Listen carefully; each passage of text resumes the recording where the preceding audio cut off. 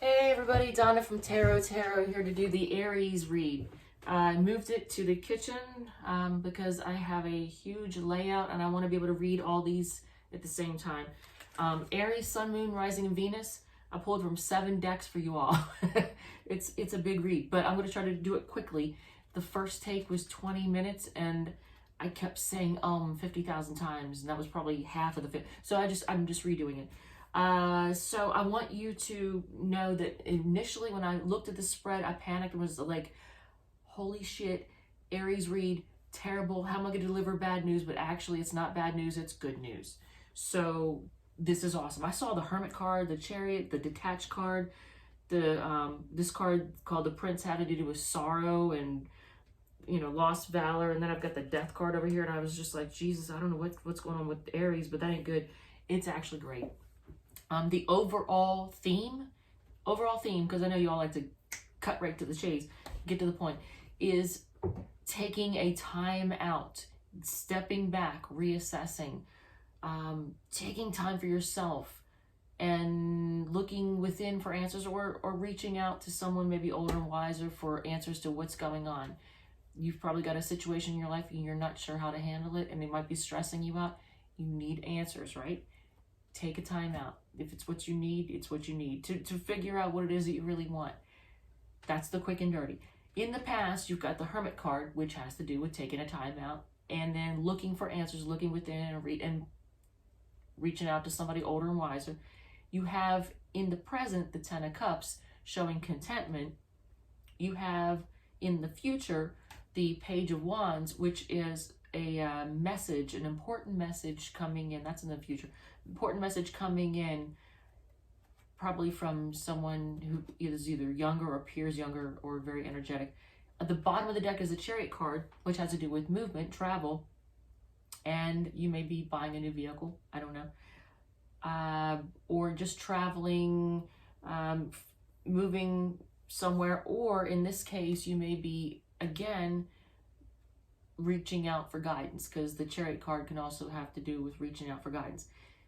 The Detached card has to do with assessing. So I should tell you. The Detached card comes from this deck. That's the Psychic Tarot of the Heart deck.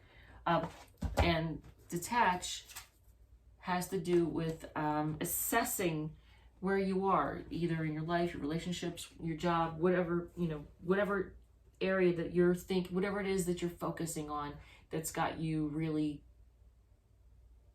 not torn up, I don't know, stressed, or it's bugging you. So you're taking a time out. The Detached card is to reassess things and to reassess your role in it. If it's good or bad, how did you contribute to where it is right now? What have you done? What have they done? You know, just looking it over. Teach card is not so much about teaching as it's re-examining your beliefs.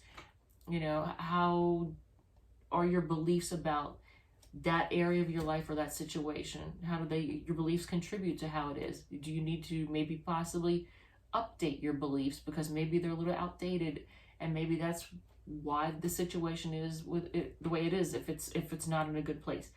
The Sacral Chakra card has to do with the energy point near, just above the I hate to say, but basically right above the pubic bone. So the body is surrounded by an electromagnetic field, and there are 7 main energy points called chakras.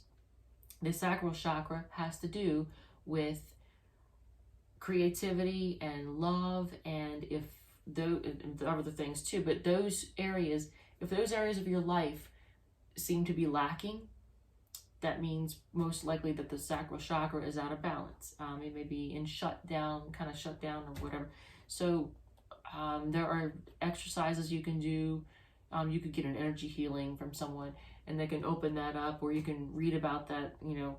But basically, focusing on having a healthy sacral chakra will ensure that your love life is also on point. By the way, I just realized the moon is in Libra right now, and that's actually your 7th house. So Aries folks are probably concerned about their relationships right now.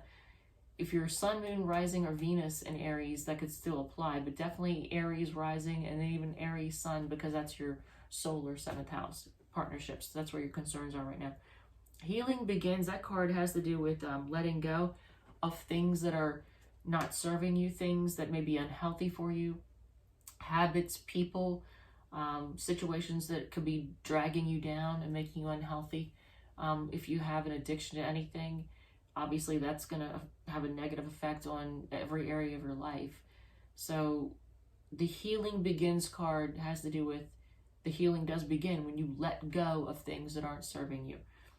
The Prince card, this one, and this is the back of it. That's from the Mausolea Oracle of Souls deck. This one, it says on it, at the bottom it says sorrow, lost valor, and serendipity, but actually it has to do with self-sabotage.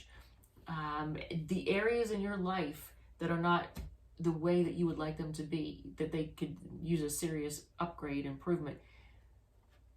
Are they areas that you have in some way self-sabotage? Or let's say that's your relationship. If your relationship is in the shitter right now, did you in some way, or do you in some way self-sabotage that relationship? Are you afraid of commitment? Are you terrified of being in love? Are you afraid of getting hurt? If so, are you absolutely terrified of somebody breaking your heart so you don't put yourself out there? Are your relationships superficial because of that reason, because you're terrified of getting hurt, so you keep it at a superficial level, you know, just physical? Or, you know, when things get too serious, you panic and, pardon my French, but you just fuck it up. Do you do that? Do you panic and run? Do you start an argument and get away from the person because it's just too much, you can't handle it?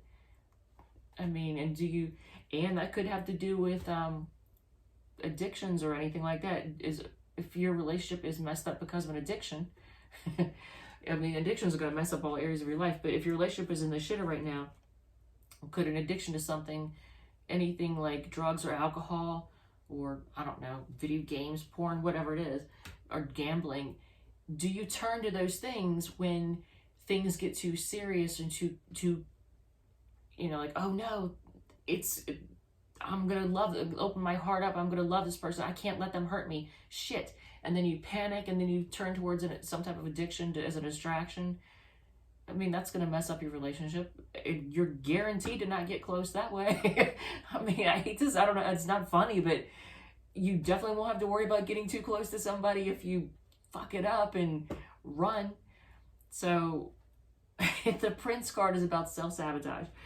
And I wish you could see this. I took a picture and I posted this spread on my Facebook page, because at the center, the very center of, is the commitment card. See this? The commitment card is the very center of your spread. And that's from the Saints and Angels deck by Doreen Virtue.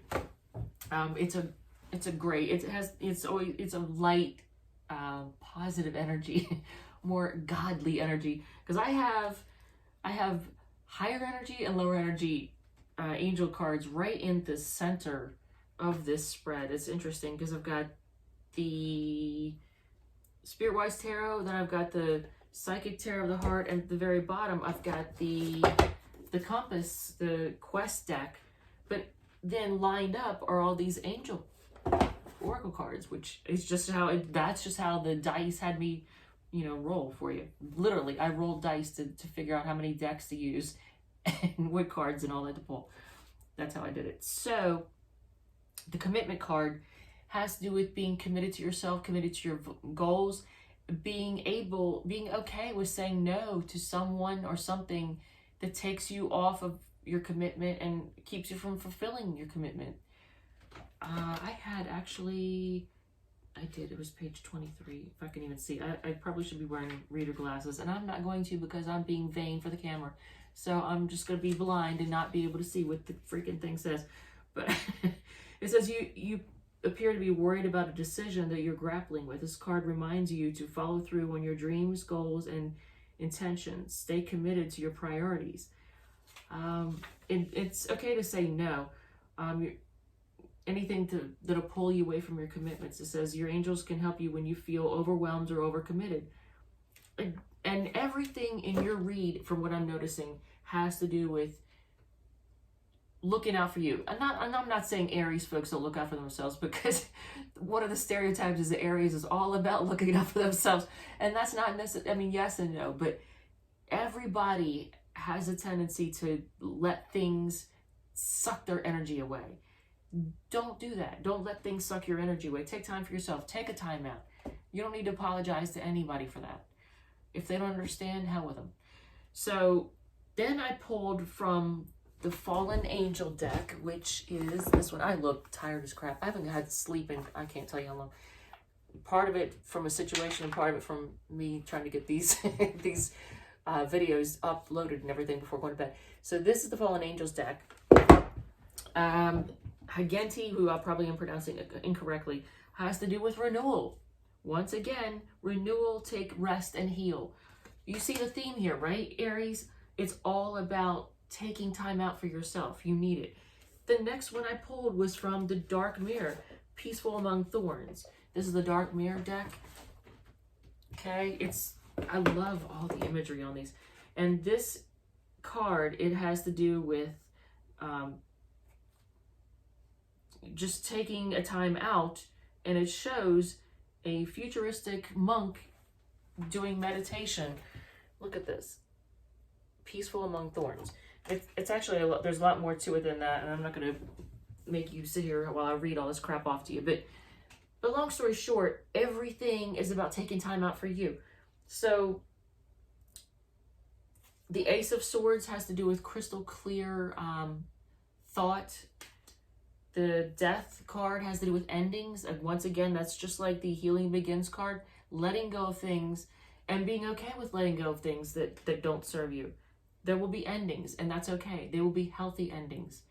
If something or someone is not good for you and they're bringing your energy down, let them go.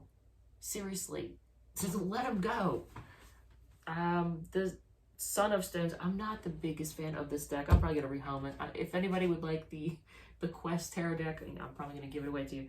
The Son of Stones, because I like the pentacles and all that. I'm more familiar with that instead of stones. But it says Advocate, and it's about this. It's basically the same thing. It's seeking out guidance.